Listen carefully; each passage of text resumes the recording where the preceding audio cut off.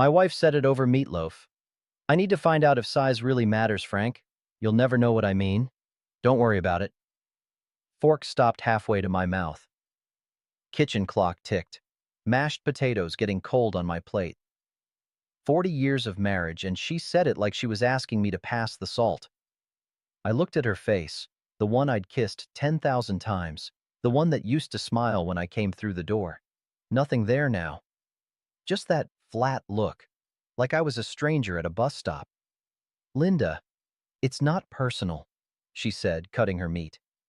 I just need to know before it's too late. I set the fork down, didn't trust my hands.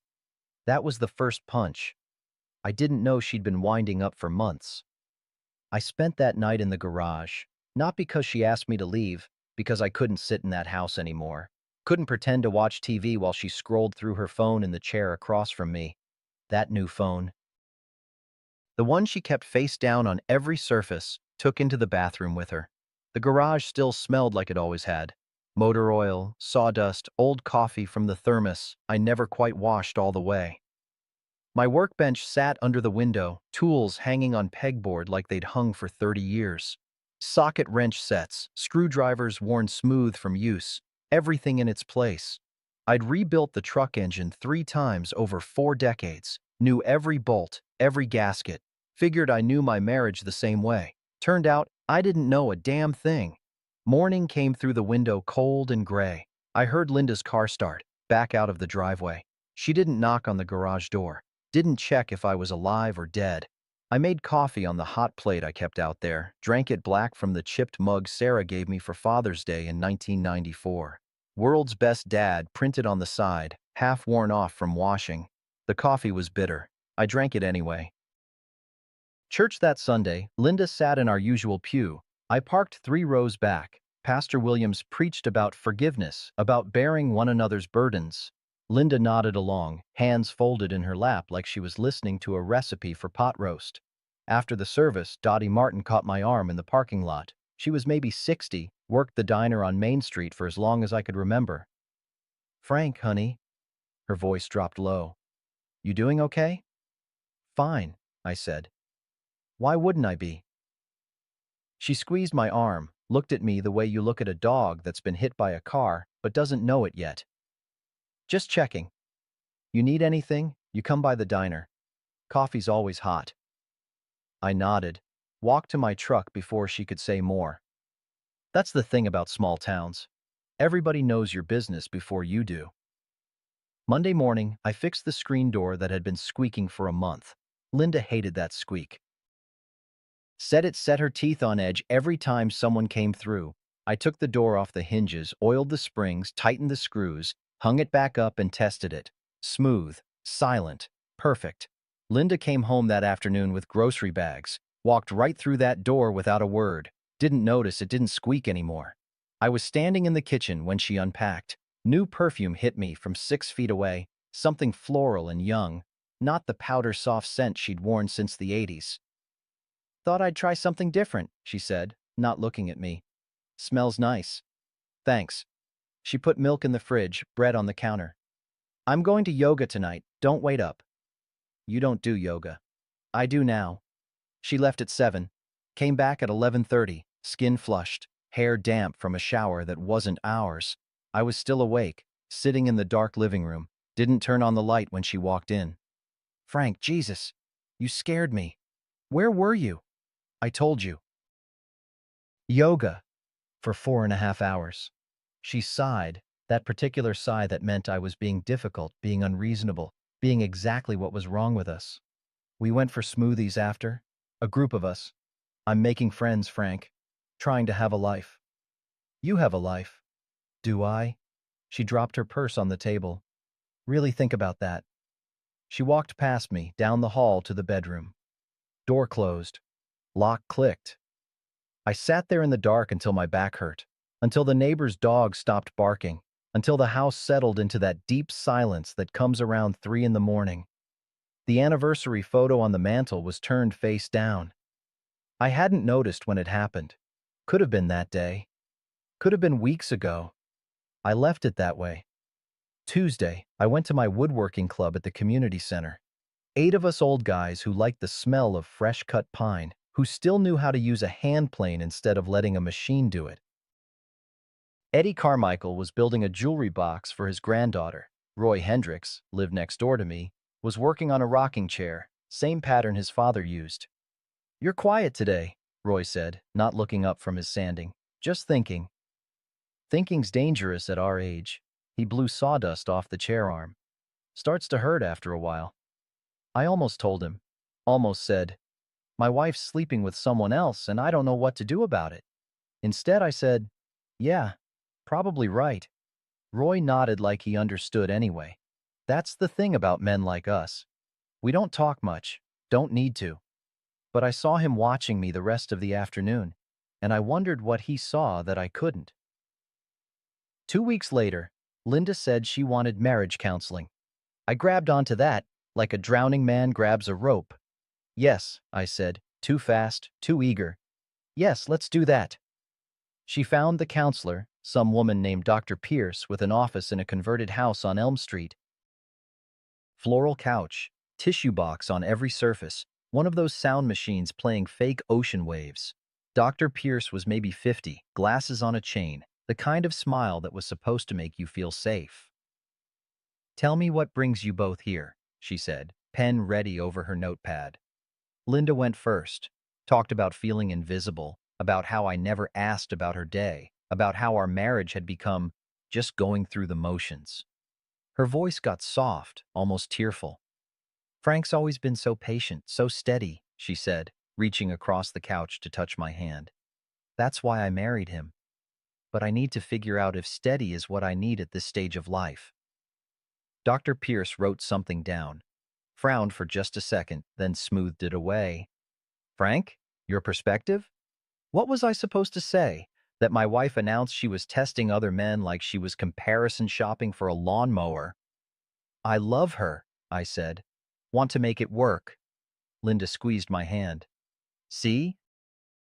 No, this is good, Mo. We're talking." For 2 weeks, it felt like we were coming back. She held my hand during the second session, laughed at something I said about the truck needing new brake pads. That laugh I remembered from 30 years ago, the real one. I bought flowers, pink roses, her favorite, left them on the kitchen counter before I went to fix Ed Hartley's fence gate. When I came home, they were in a vase on the table. She was making spaghetti, humming something I didn't recognize. "Thank you for the flowers," she said. "Thought you'd like them." "I do." She stirred the sauce, tasted it from the wooden spoon. "This is nice, Frank. Us trying." I let myself believe it. Even started planning an anniversary trip. Thought maybe we could go back to the lake cabin where we'd honeymooned. 41 years this October. Maybe we'd make it after all. I was at the travel agent's office, looking at brochures, when my phone buzzed. "Roy, you home?" "Me. At Henderson's Travel." "Why?" "Roy, come home." Now, I drove faster than I should have. Turned onto our street and saw it immediately. A truck in my driveway. Black Chevy, lifted suspension, one of those angry grills. Not a neighbor's truck. Not anyone I knew. Roy was on his porch, phone in his hand. He caught my eye, shook his head once. I parked on the street, walked up my own driveway like I was approaching a crime scene. Through the kitchen window, I could see them. Linda, laughing, head thrown back, real joy on her face. And him, maybe 35, gym muscles stretching a tight black t-shirt, hair gelled up in that way young guys do. He was leaning against my counter holding a wine glass, the bottle I'd been saving for our anniversary, the one from that winery in California we'd visited in 2003. He said something. Linda touched his arm, left her hand there. He was wearing a shirt, faded gray, college logo on the front. My college shirt. From Purdue, 1975. The one I'd worn so many times the armpits had holes, the one Linda said she'd donated to Goodwill last month because I never wore it anymore. I stood there holding travel brochures for a lake cabin, watching a man young enough to be my son drink my wine in my kitchen wearing my clothes while my wife touched his arm like he was something precious. She turned toward the window, saw me standing there, and she didn't stop smiling, didn't pull her hand back, didn't look guilty or ashamed or caught, just smiled, said something to him, and they both laughed. I walked back to the truck, hands shaking so bad I dropped the keys twice before I got the door open. Roy was off his porch, crossing his yard toward me. Frank, don't. I got video from my security camera. If you need it, I said don't. I drove to the lake, the real lake, 30 miles north, not the vacation cabin lake. Parked in the empty lot where we used to bring Sarah when she was little, back when feeding ducks was the biggest problem we had. Sat there until the sun went down and the temp dropped and my phone stopped buzzing with messages I didn't read. The brochures were still on the passenger seat. I tore them into pieces small enough they couldn't be put back together. When I got home after midnight, the black truck was gone. Linda was in bed, door locked. The wine bottle was in the recycling bin, empty. My Purdue shirt was folded on the dryer. I slept in the truck that night, in Roy's driveway because I couldn't stomach being in my own. Roy brought coffee at dawn, didn't say a word, just set a thermos on the hood, tapped it twice, and walked back to his house. I drank that coffee and watched the sun come up over houses I'd lived near for 40 years. Everything looked the same. Everything was different. Sarah called on Thursday, my daughter. 38 years old, marketing job in Indianapolis, 2 kids I saw maybe once a month if I was lucky. Dad, Mom said you two are having some issues. I was in the garage, organizing bolts by size. Seemed important at the time, keeping things orderly when everything else was falling apart. That what she called it, issues? She said you're being inflexible, that you don't understand she needs space to grow. I set down the coffee can full of washers. Sarah, your mother is sleeping with a man half her age in our house. That's not growing. That's... Dad. Her voice went sharp. I really don't think we should get into the details of Mom's personal journey. Your generation doesn't really understand. My generation? You know what I mean. Things are different now. Maybe if you'd been more emotionally available over the years, she wouldn't need to find herself like this. The phone felt heavy in my hand, like it weighed 50 pounds instead of a few ounces. Sarah. Look, I have to go. Meeting in 5. Just maybe think about what Mom needs for once, okay? Love you, Dad. She hung up. I sat there holding a dead phone, surrounded by sorted bolts, and tried to remember when my daughter had stopped being on my side. Roy showed up that afternoon with his laptop. You're gonna want to see this, he said. We sat on my workbench, and he pulled up files. Security camera footage, time-stamped and dated. The black truck, arriving at 2 p.m. on a Tuesday. Linda letting him in. The truck leaving at 6 p.m. Same thing Wednesday. Thursday. Sometimes he stayed until midnight. I got 3 weeks of this, Roy said quietly. Started recording when I noticed the pattern. Why? He looked at me, and his eyes were older than I remembered. Tired. Margie, my wife. Near the end, we had a caregiver come in. Sweet girl, or so I thought. Found out later she'd been stealing from us. Little things at first. Jewelry. Cash from Margie's purse. Then she got into the bank accounts. He closed the laptop. $80,000 before I figured it out. By then she'd skipped town, changed her name. Police said it happens all the time. Predators target old folks, people who are vulnerable. I'm not vulnerable. Frank. He put his hand on my shoulder. Yes, you are. And I'm not letting what happened to me happen to you. Not if I can help it. Something cracked in my chest. Not breaking, cracking open, like ice in spring. I don't know what to do, I said. First thing, you document everything. Second thing, you talk to a lawyer. I can't afford... My daughter's friend, Margaret Chen, does elder law, family stuff. She'll talk to you, at least. I wanted to say no, wanted to handle it myself, the way men my age were supposed to handle things. Quiet, dignified, don't make a fuss. But quiet wasn't working. Okay, I said. Roy nodded. I'll set it up. That night, I went through our financial papers. Joint checking account, balance lower than it should be. Withdrawals I didn't recognize. $500 here, $800 there. Small enough I hadn't noticed month to month, but adding up over time. Savings account, same thing. I found statements from the home equity line of credit, the one we'd paid off in 2015, except it wasn't paid off anymore.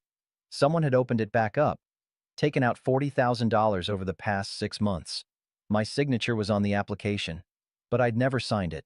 I stared at that signature, my name in ink, but the slant was wrong, the pressure uneven. I'd been a machinist for 40 years. I knew precision. I knew my own hand. Someone had forged my name and stolen my future. I went to the bedroom door. Locked, like it had been for weeks. Knocked anyway. Linda, we need to talk. It's late, Frank. It's 8:30, and we need to talk about the home equity loan. Silence. Long enough I thought she might not answer. Then, we'll discuss it later. I'm tired. Linda, go away, Frank. I stood there with financial papers in my hand, proof of theft against my own door, and realized something. She wasn't going to explain. She wasn't going to apologize. She was going to take everything and act like she had every right. The question was I going to let her?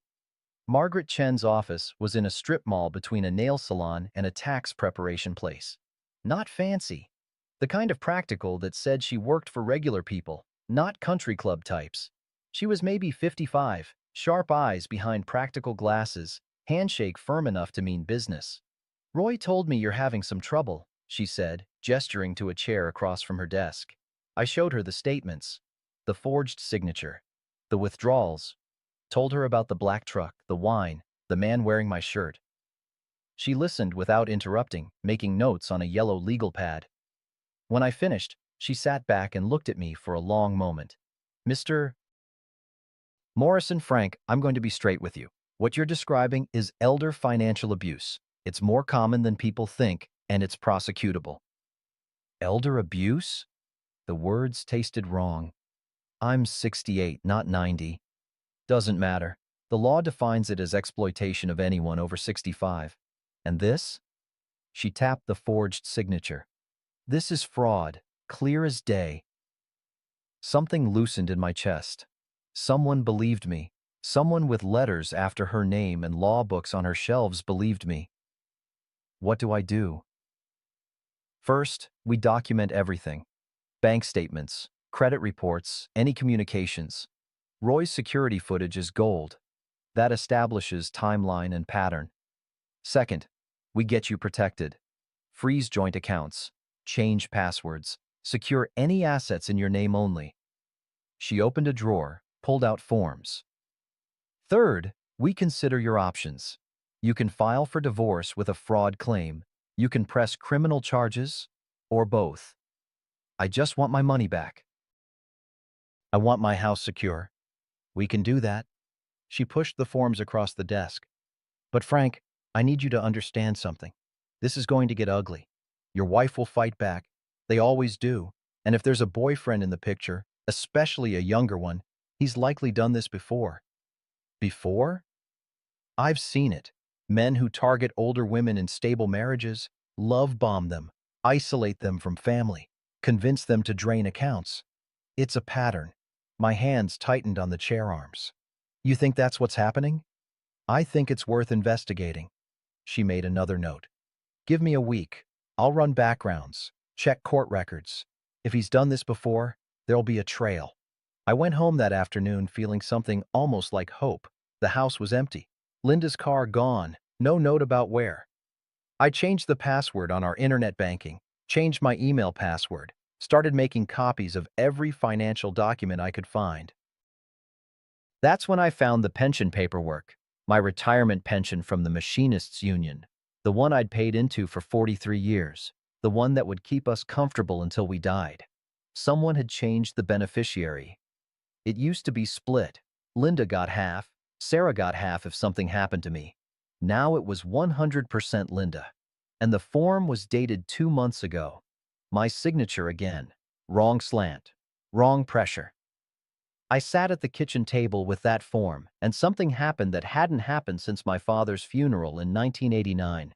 I cried, not loud, not dramatic, just tears running down my face while I stared at my name written by someone else's hand, stealing my life's work one signature at a time. The front door opened. Linda came in with shopping bags, expensive ones, from stores we never shopped at. She froze when she saw me at the table. "What are you doing?" I held up the pension form. "When were you going to tell me about this?" Her face went pale, then flushed red. "That's private paperwork, Frank. You had no right." "No right. It's my pension, my name, my signature that someone forged." "Don't be dramatic." "Dramatic?" I stood up. The chair scraped loud against the floor. "You forged my signature. You stole $40,000 from the home equity. You're draining our accounts. That's not dramatic, Linda. That's theft." "I didn't steal anything. This is my house too. My money too. Not your pension, not your name on the loan, not your—" The door opened again. He walked in, the gym guy, like he owned the place. "Everything okay, babe?" he said to Linda. Not to me. Didn't even look at me. "Chad, not now." "Chad?" I looked between them. "He's got a key?" Chad smiled. Not friendly, the kind of smile a wolf gives a rabbit. "Linda gave me one last week. Figured since I'm here so much, might as well make it official." He walked to the fridge, grabbed a beer. My beer. The craft IPA I'd bought for the Colts game. "You got a problem with that, old man? Get out of my house." He took a long drink, still smiling. "Legally, it's Linda's house too. And she invited me. So maybe you're the one who should leave." Linda put her hand on his arm. "Chad, please." "Nah, babe. He needs to understand how things are now." He stepped closer to me, 6 inches taller, 30 years younger, gym muscles evident under his tight shirt. "You really think you can stop anything? Look at you. You're old, you're tired, and you're in the way." My hands clenched into fists. Arthritis shot pain up my wrists immediately. He saw the wince. His smile got wider. "Yeah, that's what I thought." He turned to Linda. "I'm going to be in the guest room. Come get me when he's done throwing his tantrum." He walked down the hall, into my house. Into the room where we'd put Sarah's crib 38 years ago. The door closed. Linda picked up her shopping bags. "I'm sorry you're upset, Frank. But things change. People change. You should probably stay somewhere else tonight. Give us all some space." She followed Chad down the hall. I stood in my own kitchen, surrounded by evidence of theft, and realized something that made my blood go cold. They weren't trying to hide it anymore. They were pushing me out. I didn't go to a hotel. I parked in Roy's driveway and slept in the truck. Couldn't stomach the idea of some generic room with thin walls and a TV bolted to the dresser. At least here, I could see my house. Watch the lights go on and off in rooms that used to be mine. The guest room light stayed on until past midnight. Roy came out at dawn with his thermos, set it on the hood, tapped twice, walked away, same as before. Nothing said, everything understood. I drank that coffee and watched the sun come up over houses I'd known for 40 years. Brick ranches with front porches, mailboxes I'd passed 10,000 times. Eddie Carmichael's place with the garden gnomes. The Hendersons with the basketball hoop in the driveway, net long since rotted away. Everything looked the same. Nothing was. My phone buzzed. "Margaret, come by office at 10. Found something." Margaret had files spread across her desk when I got there. Court documents, printouts, highlighted sections everywhere. "Your friend Chad has been busy," she said. She showed me the first file, civil case from 2019. A woman named Patricia Whitmore, age 71, sued Chad Brennan for fraud and elder exploitation. He'd been her personal trainer, convinced her to leave her husband, drained her accounts. Case was settled out of court, sealed, but Margaret had connections. "There's more," she said, opening another file. "Jennifer Patterson, 2021, same pattern. Life coach, affair, stolen money." She dropped the case before trial. Too embarrassed, probably. A third file. Fourth, 5 women over 8 years, all between 60 and 75, all married when he met them, all broke when he left. "He's done this before," I said. Voice sounded far away, like someone else was talking. "Multiple times. And here's the thing. She pulled out another document. He's not working alone. A woman's photo. Maybe 50, blonde, yoga instructor smile. Vanessa Morton. She shows up in 3 of these cases as a wellness consultant or spiritual advisor. She's the one who validates the relationship, tells the wives they're doing the right thing, that they deserve to find themselves. She's the permission structure. You think she's involved with Linda? Margaret pulled out a photo from her phone. Linda at what looked like a yoga studio, arm around the blonde woman, both smiling. This was on your wife's Facebook from 3 months ago. So grateful for my amazing wellness journey with Vanessa. My stomach went cold. It's a team, Margaret said. Vanessa finds the marks, softens them up with the self-actualization talk. Chad comes in as the young lover. They drain the accounts and move on. Can we prove it? We're going to try. She closed the files. But Frank, I need you to do something for me. I need you to stay calm. Don't confront them. Don't tip our hand. Let them think they're winning. They are winning. They're in my house. For now. But if we build this right, if we connect the pattern, we can get criminal charges. Not just your money back. Prosecution. They go to jail. She leaned forward. Can you do that? Can you sit quiet while we build the case? Every instinct said no, said go home, throw his stuff in the yard, change the locks, fight. But fighting hadn't worked. Being loud hadn't worked. Maybe silence could be a weapon instead of surrender. Yeah, I said. I can do that. I went to the community center that afternoon. Woodworking club was in session. Eddie was still working on that jewelry box, trying to get the dovetails perfect. Roy had moved on to the chair legs, sanding them smooth. I picked up a piece of maple I'd been saving, started planning out measurements for a step stool, something simple, something I could control. You're back, Eddie said. Thought maybe you quit on us. Been dealing with some things. Yeah, we heard. He blew sawdust off his box. Small town. Roy caught my eye from across the room, nodded once. I measured twice, cut once, let my hands do what they knew how to do. The saw bit into wood with that clean sound, the smell of fresh-cut maple filling the air. For 2 hours, I didn't think about Linda or Chad or forged signatures or stolen pensions. I just built something. When I finished the first 2 pieces, cut true, sanded smooth, joints fitted tight, something settled in my chest. Something small but real. They could take my money, take my house, take my wife. But they couldn't take this. Couldn't take the knowledge in my hands, the skill I'd spent a lifetime building. Some things can't be stolen. I drove past my house that evening, Linda's car in the driveway, Chad's truck beside it, guest room light already on. Kept driving, found myself at the diner. Thursday night, slow crowd. Dottie was working, saw me come in. Hey, honey, usual spot?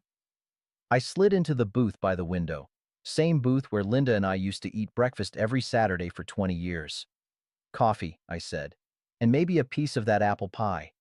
She brought both without comment. The coffee was hot and bitter, the pie still warm. She'd added an extra scoop of vanilla ice cream without asking.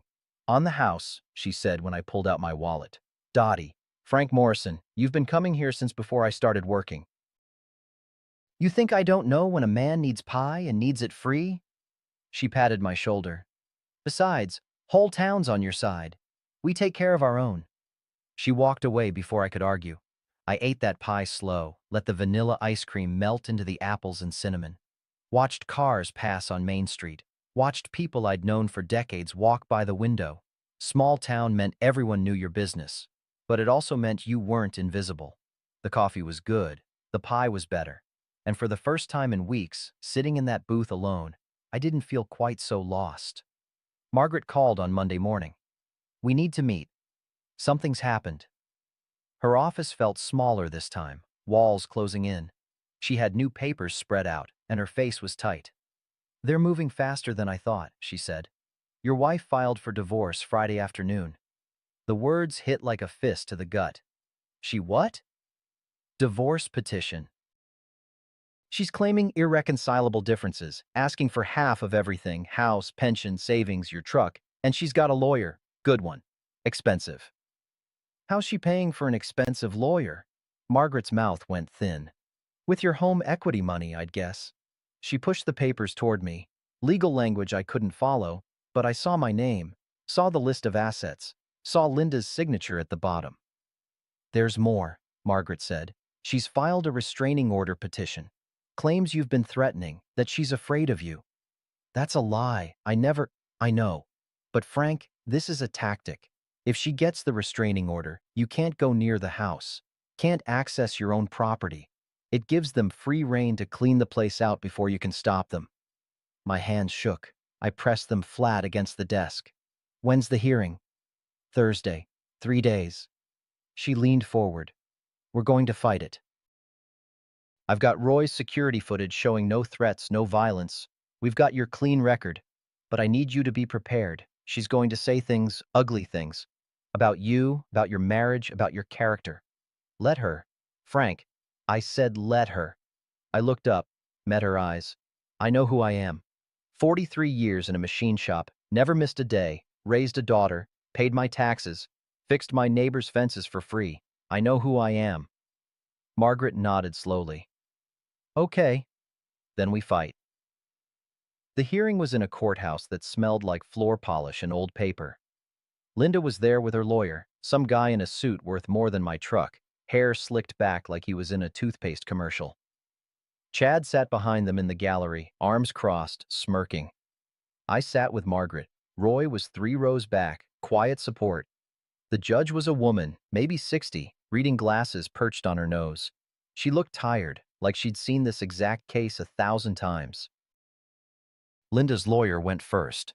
Painted me as a controlling husband, stuck in the past, unable to accept his wife's independence. Said I'd been verbally aggressive and emotionally volatile. Mrs. Morrison has every reason to fear for her safety, he said, voice smooth as butter. She simply wants protection while she navigates this difficult transition. The judge looked at me. Mr. Morrison? Response? Margaret stood. Your Honor, we have security camera footage from a neighbor showing Mr. Morrison's activity over the past 3 weeks. At no time does he approach his wife aggressively.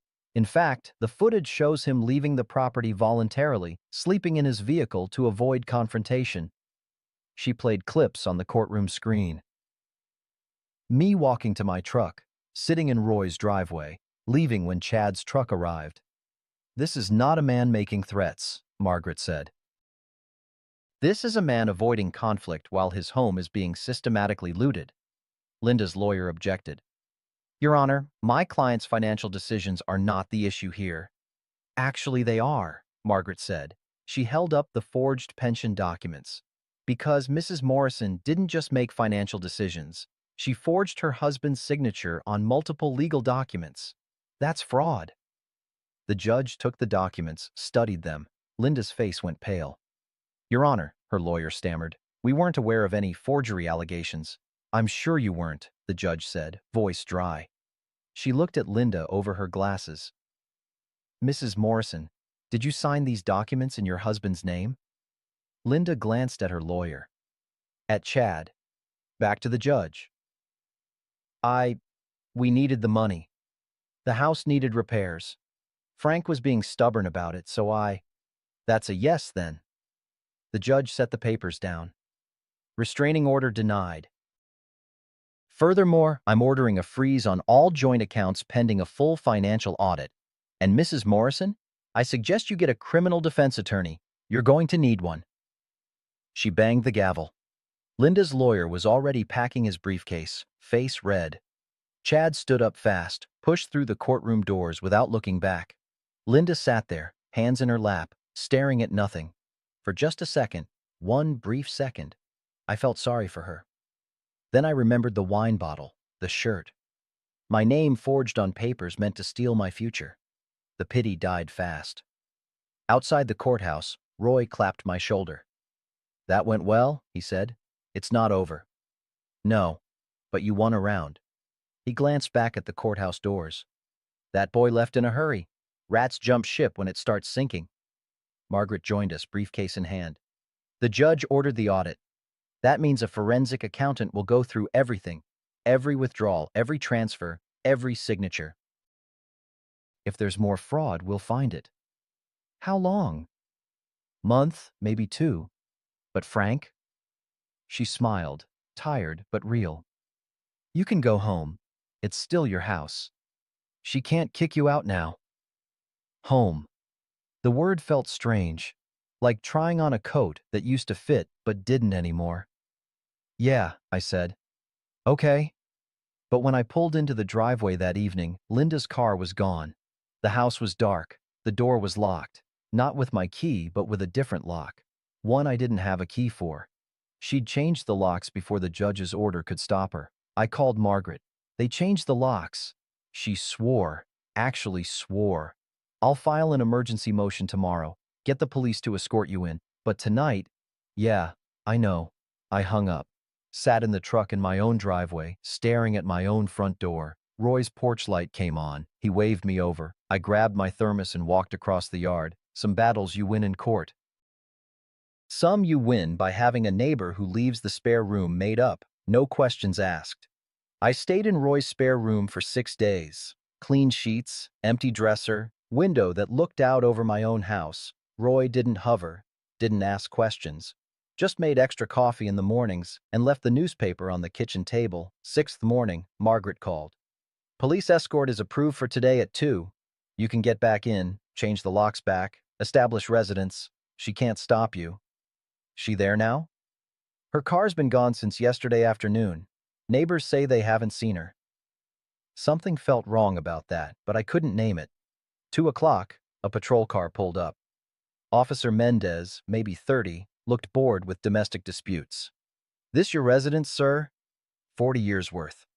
Let's get you in. He knocked. No answer. Knocked again. Identified himself as police. Nothing. We can force entry under the court order, he said. I got a key to the back door. Never changed that lock. We went around. The key still worked. The house was empty. Not just empty of people. Empty of everything. Furniture gone. TV gone. The microwave, the dishes, the towels. Pictures off the walls, leaving clean rectangles on faded paint. My tools from the garage, every socket wrench, every saw, every drill, gone.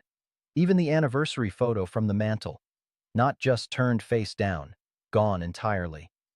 I walked through rooms that echoed, kitchen cabinets open, bare shelves, bedroom closet empty except for wire hangers, bathroom stripped of shower curtain, bath mat, even the soap. Officer Mendez whistled low. This is comprehensive. My legs felt weak. I sat down on the floor in what used to be the living room. She'd taken everything, not just left, not just moved out, erased 40 years like we'd never been here at all. The officer was talking into his radio. Something about documenting for the report, possible theft charges. I couldn't hear him properly. Blood pounding too loud in my ears. My phone rang. Margaret. Frank, where are you? The house. It's all gone. What's gone? Everything, every piece of furniture, My voice cracked. Had to stop, breathe. Margaret, she took my tools. 40 years of tools. Silence on the line. Then, that's theft, clear cut. The court order froze assets. She can't just remove property. Well, she did. I'm coming over. Don't leave. We need to document everything. She hung up. Officer Mendez crouched down. Mr. Morrison, you okay? Was I okay? My wife had committed fraud, forgery, theft.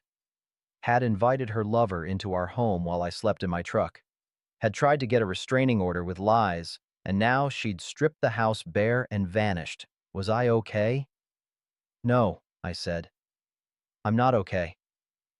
He nodded like that was a reasonable answer. Margaret arrived with a camera, started photographing empty rooms.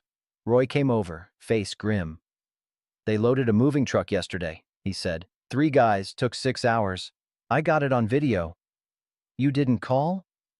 You were already in court. I figured. He shook his head. I should have called. Not your fault. But his face said he didn't believe that. Sarah's number was on my phone. I stared at it for 5 minutes before I called. Dad? What's wrong? Your mother cleaned out the house. Pause. What do you mean cleaned out? I mean everything's gone. Furniture, dishes, my tools, all of it. Another pause. Longer. Dad, I'm sure there's an explanation. Maybe she's just storing things until the divorce is… Sarah. My voice came out harder than I meant. Your mother forged my signature, stole $40,000, and now she's violated a court order by removing all our property. This isn't a misunderstanding. This is theft. You're exaggerating. Mom wouldn't… I'm standing in an empty house. Police are here documenting it. Margaret's taking photos for evidence. You want to tell me again what your mother wouldn't do? Silence. Long enough I thought she'd hung up. Then, I need to go. Click. I stood there holding the phone, and something broke that hadn't broken before. Not anger, not sadness, just emptiness. My wife was gone. My daughter didn't believe me. My house was stripped bare. 68 years old, and I had less than when I started. That night, I sat on the floor of the empty living room with a sleeping bag Roy had loaned me. No furniture, no TV, no noise except the furnace kicking on and the house settling. Margaret had filed emergency motions. Police had issued a bolo for Linda and Chad. Roy's video of the moving truck had license plates, company name, but none of that changed the fact that I was sitting on a floor in an empty house that felt like a crime scene. My phone buzzed. Text from a number I didn't know. You should have just let her go quietly, old man. Now it's going to get messy. I stared at it. Didn't respond. Another text. Check your mailbox. I walked outside in the dark. Opened the mailbox. Stack of papers. Legal letterhead. Linda's lawyer was now suing me for emotional distress, claiming I'd harassed her and forced her to flee for her safety, asking for damages, $300,000. I stood under the streetlight reading lies printed on expensive paper, and I made a decision. They wanted messy. They'd get messy, but on my terms now, not theirs. I pulled out my phone, called Margaret. File everything, I said. Criminal charges, civil suit, fraud, forgery, theft. All of it. Frank, are you sure? Once we do this, there's no going back. I'm sure. Okay. I heard papers rustling. Then we go to war. I hung up, went back inside the empty house, and started making a list. Margaret filed everything on Monday. Criminal complaints for fraud, forgery, theft, civil suit for recovery of assets and damages, subpoenas for bank records, phone records, credit card statements. We're not playing anymore, she said. Now we bury them in paper.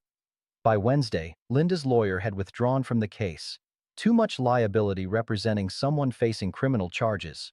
By Friday, the forensic accountant had preliminary findings. Margaret spread them across her desk, now cluttered with my case files, coffee cups, yellow highlighters.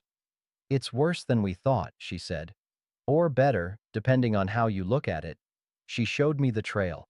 $78,000 removed from accounts over 9 months. Home equity loan, pension beneficiary change, even my truck title had been transferred, forged signature again, then transferred back when they couldn't sell it fast enough. They were systematic, Margaret said, small withdrawals building to larger ones. Classic financial abuse pattern. You said it was better? She smiled, shark smile. Because it's so well documented, Frank. Every transaction, every forged signature, every lie, it's all here in black and white. They hung themselves. She pulled out another file, and we found Vanessa. The blonde yoga woman. Turned out she had an LLC, Wellness Journeys Consulting. Business partner listed as Chad Brennan. They're running a business, Margaret said, targeting vulnerable women, draining their accounts, splitting the proceeds. Your wife wasn't the first, and she wasn't going to be the last. She showed me incorporation papers, bank statements for the LLC, deposits matching withdrawals from my accounts. from the Patterson woman's accounts, from 3 others. This isn't just fraud, Margaret said. This is racketeering. RICO charges. The feds might even want in. Where are they now? Patricia Patterson, the first victim, tracked them down. They're in a rental house in Fishers, living off your money while they plan their next move. She closed the files. The prosecutor wants to move fast.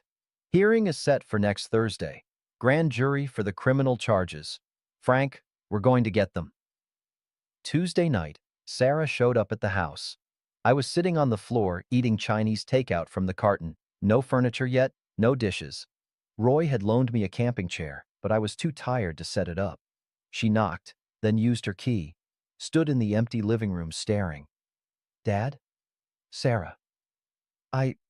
Mom said you were exaggerating, but this is empty. Yeah. She sat down on the floor across from me. Her eyes were red. I went to see her, Sarah said quietly, at that rental house. Saw the furniture, our furniture. Saw him there, acting like he owned everything. She pulled something from her purse. Papers. I found these in Mom's room. On the dresser, like she didn't even care about hiding them anymore. I took them. Bank statements. Withdrawal records. Handwritten notes in Linda's writing. F's pension. Change beneficiary. Home equity. Need 40K. Truck title. Transfer and sell. Plans. Written out like a grocery list. There's more, Sarah said. Her voice shook. There was a notebook. Instructions from someone named Vanessa. Exactly what to say, how to manipulate you, when to file for divorce. It was... She pressed her hands to her face. Dad, I'm so sorry. I should have believed you. Should have listened. I thought Mom was having a midlife crisis, that you were being old-fashioned. I didn't think she'd rob me blind? Yeah. I set down the takeout carton, looked at my daughter, really looked at her, and saw my kid again. Not the marketing professional with the progressive ideas who thought her father was out of touch. Just Sarah, who used to help me in the garage, who'd bring me terrible Father's Day cards made with glitter and hope. You're here now, I said. I brought the documents. For Margaret. And Dad? She met my eyes. I'll testify. Whatever you need, I'll tell them what I saw. Something in my chest unclenched. Okay, I said. Okay. She stayed for an hour. We sat on the floor of the empty house and talked, really talked, for the first time in years, about her kids, about her marriage, about how she'd gotten so caught up in what she thought was modern and enlightened that she'd forgotten that some old values, honesty, loyalty, keeping your word, weren't outdated. They were just values. When she left, she hugged me, held on tight. I love you, Dad. Love you too, kiddo. Thursday came. The courthouse was packed, Linda and Chad in the front row with a public defender. Couldn't afford the fancy lawyer anymore. Vanessa beside them, looking less yoga peaceful and more cornered rat. Judge Martinson presided. Different judge, bigger courtroom. This wasn't family court anymore. This was criminal. The prosecutor laid it out. Every forged signature. Every withdrawal. Every victim before me. Patricia Patterson testified, crying, about losing $60,000 in her marriage. Another woman, Jennifer, talked about Chad promising to marry her while cleaning out her retirement. Roy testified about the security footage, about watching them load the moving truck. The bank manager testified about the forged documents. The handwriting expert showed side-by-side comparisons of my real signature versus the forgeries. Sarah testified last, told them about finding the plans, the notebook, the furniture in the rental. Linda's face got paler with each witness. Chad kept whispering to the public defender, getting more agitated. Finally, the prosecutor rested. Judge Martinson looked over her glasses at the defense table. Does the defense wish to present any evidence? The public defender stood. Your Honor, we'd like to request a recess to discuss a potential plea agreement. Chad shot to his feet. No, no plea. This is bullshit. These women were easy marks. They wanted... Mr. Brennan, sit down, the judge said. They wanted someone to pay attention to them, wanted to feel young again. That's not a crime. That's just sit down. He didn't. Kept going. Blamed the victims. Blamed me for being too stupid to notice. Blamed everyone but himself. The judge let him talk. Let him hang himself with every word. When he finally ran out of steam, she spoke. Mr. Brennan, you just confessed to running a criminal enterprise targeting elderly victims. On the record. In open court. His face went white. Bail is revoked. Bailiff, take him into custody. Chad started shouting as they cuffed him. Linda was crying. Vanessa sat frozen. The judge turned to the prosecutor. I'm binding all three defendants over for trial on all charges, and I'm referring this case to federal prosecutors for RICO evaluation. Gavel bang. Done. Outside, Margaret was grinning. That, she said, was beautiful. He couldn't help himself, had to brag. Is it over? Not yet. Still have trial, sentencing, asset recovery. But Frank? She squeezed my arm. We won. The hard part's over. Roy was waiting by his truck. Sarah stood beside him. Thought maybe you'd want company for dinner, Roy said. Diner's still serving. I looked at them. My neighbor who'd saved me with security cameras and coffee. My daughter who'd found her way back. Yeah, I said. That sounds good. We drove to the diner in convoy. 3 vehicles, 3 people who'd become family when blood family failed. Dottie seated us in the big booth by the window, brought coffee without asking, and extra pie. Always extra pie.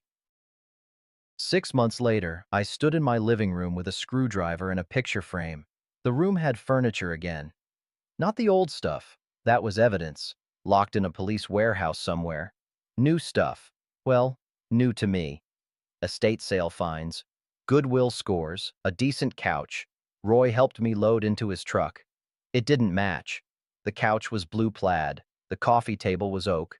The lamp was some modern thing Sarah had insisted I needed. But it was mine. Bought with my own money, in my own house, with locks I'd changed myself. I hung the picture. New frame, old photo. Sarah at 8 years old, sitting on my shoulders at the county fair, both of us grinning, cotton candy in her hand, sun setting behind us. I'd found it in a box in the attic. Linda hadn't taken everything after all. Some things survive. The trial had lasted 3 weeks. Chad got 12 years for fraud, elder abuse, racketeering. Vanessa got 8. Both were ordered to pay restitution. Wouldn't see most of it, but the court tried. Linda got 5 years, suspended to 3 with probation, on condition she repaid everything she'd stolen. Her lawyer had argued she was a victim too. That Chad had manipulated her, that she'd been vulnerable and scared of aging. The judge hadn't bought it entirely, but enough to show mercy. Mrs. Morrison, she'd said, you are a victim of Mr. Brennan's manipulation, but you are also a perpetrator of fraud against your husband. Both things can be true. Your sentence reflects both. Linda had looked at me across the courtroom. No anger left in her face, no defiance, just exhaustion, and maybe shame. I'd looked away first. The money came back slowly. Bank accounts unfrozen, home equity debt cleared, pension beneficiary corrected. The forensic accountant found accounts I didn't know existed. Chad and Vanessa had stashed cash in offshore accounts, cryptocurrency, prepaid cards. All of it came home, plus damages. The court ordered Chad to pay an additional $50,000 for emotional distress. Margaret said I'd probably never see it, but it was the principle that mattered. She was right about that. I was in the garage when Roy knocked on the open door. Got a minute? Always. He came in, looked around at the new tools. Insurance had covered replacement cost for everything stolen. I'd bought the same brands, same models where I could. Socket wrench sets, drill press, table saw, all organized on pegboard, everything in its place. Looks good, Roy said. Getting there. He pulled out his phone, showed me a picture, security camera footage of a man, maybe 40, knocking on my door while I'd been at the store. He left this, Roy said, handing me an envelope. No return address, just my name and handwriting I didn't recognize. I opened it. Letter from Patricia Patterson, the first victim. Dear Mr. Morrison, I wanted to thank you.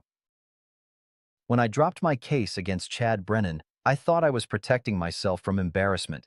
Instead, I was letting him hurt more people, letting him hurt you, your courage to press charges, to testify, to let the world see what happened. You gave me permission to speak up too. You gave all of us permission. Because of you, he's in prison. Because of you, other women won't lose what we lost. You saved people you'll never meet. I hope you know that. Thank you for being brave when I couldn't be. With gratitude, Patricia, I read it twice, folded it carefully, put it back in the envelope. You okay? Roy asked. Yeah, my voice came out rough. Yeah, I'm okay. Sunday morning, Sarah brought the grandkids over. Emma was 6, Jackson was 4. They ran through the house like puppies, excited by the echo of empty rooms not quite filled yet. Grandpa, why don't you have a TV in every room? Emma asked. Don't need one in every room. One's enough. That's weird. Probably is. Sarah made sandwiches in the kitchen, my kitchen, with my dishes, my coffee maker, my table that wobbled unless you put a folded napkin under one leg. How are you doing, Dad? Really? I thought about it. Really thought. I'm okay, I said. Some days are harder than others, but I'm okay. You lonely? Sometimes. But lonely and alone aren't the same thing. Took me a while to figure that out. She hugged me, quick and fierce, the way she used to when she was little. I'm proud of you, she said. For what? For fighting. For not disappearing. For teaching me that speaking up isn't weakness. That afternoon, after Sarah and the kids left, I worked in the garage, finishing that step stool I'd started 6 months ago, the one I'd been building when everything fell apart. 2 steps, oak, hand-sanded smooth, joints fitted perfect, corners squared true. I'd built it for Sarah originally, for her to reach high shelves in her kitchen. But sitting there in the afternoon light, varnish drying, I realized I'd built it for me too. Proof that I could start something in chaos and finish it in peace.